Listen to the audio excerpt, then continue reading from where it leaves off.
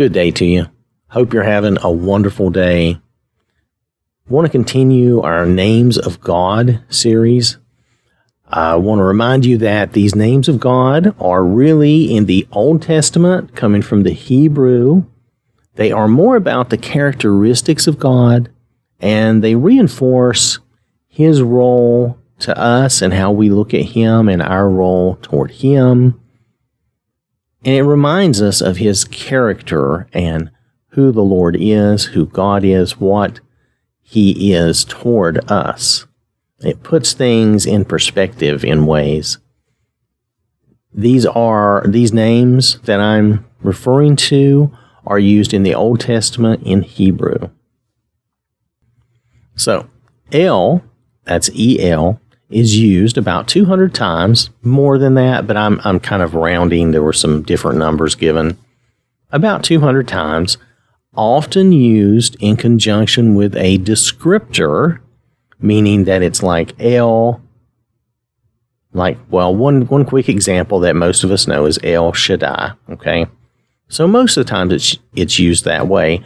However, there are times when El is used on its own. Not a lot, but there are times when it's used by itself. Now, the base meaning of El is that it relates to or pertains to strength and power and might. So the implication there, of course, is that God is strong and powerful and mighty. You can see on the screen where I have the English translation is just God. We do not have enough names for God the way the Hebrew does, okay? And then there's the Hebrew and the transliteration and the phonetics of it. It is pronounced El. And you notice how they spelled that like Ale, A-L-E. So it's pronounced like El, even like the letter L, but it's spelled E-L for our purposes, okay? So in our first example, Genesis chapter 14, verse 18, it says, "Then Melchizedek, king of Salem, brought out bread and wine. He was the priest of God Most High."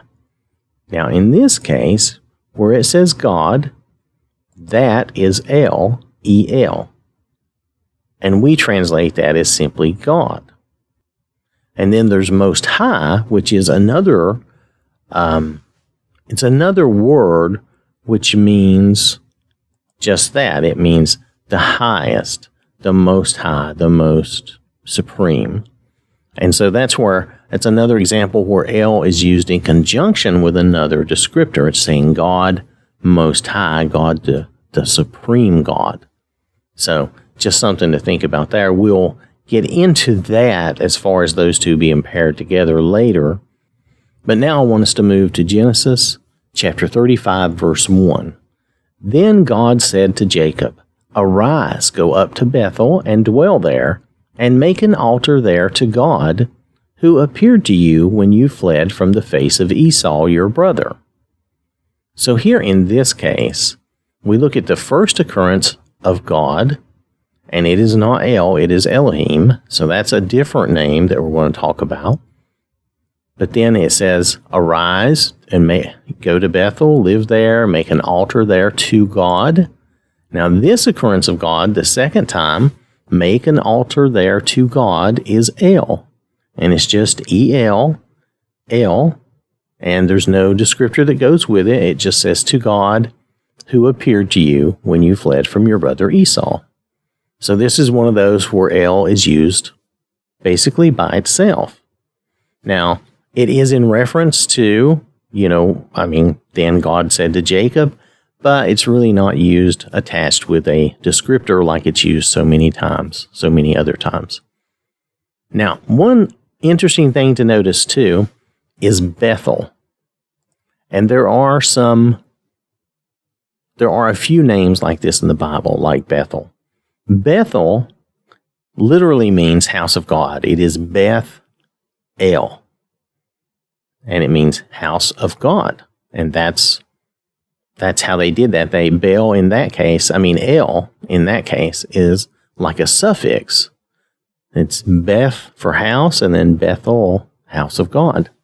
So that's just an interesting thing to note and be aware of.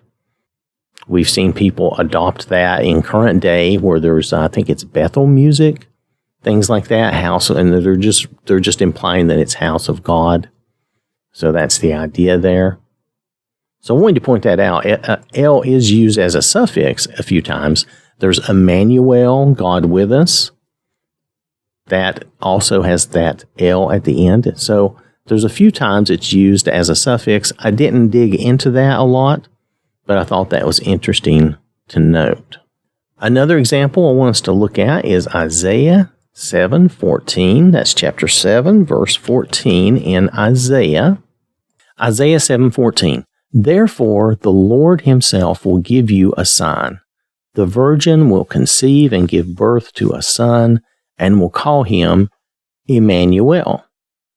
So this is the example, or at least one example, where Emmanuel is used, and it is God with us, or the more literal way to look at it, because it ends in El, would be with us is God.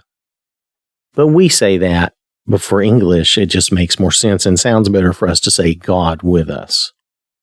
But literally, it would mean with us is God. So El points to the power and might of God, kind of reminding us that these other idols that people claim are gods are powerless. They are just that. They are just idols. They're just things that people carry around or move around. They have no power in and of themselves, but He is God. Yahweh is God with power and strength and might. So I want to thank you for listening. Hope you have a wonderful day. May the Lord bless you and keep you safe. And remember, God loves you.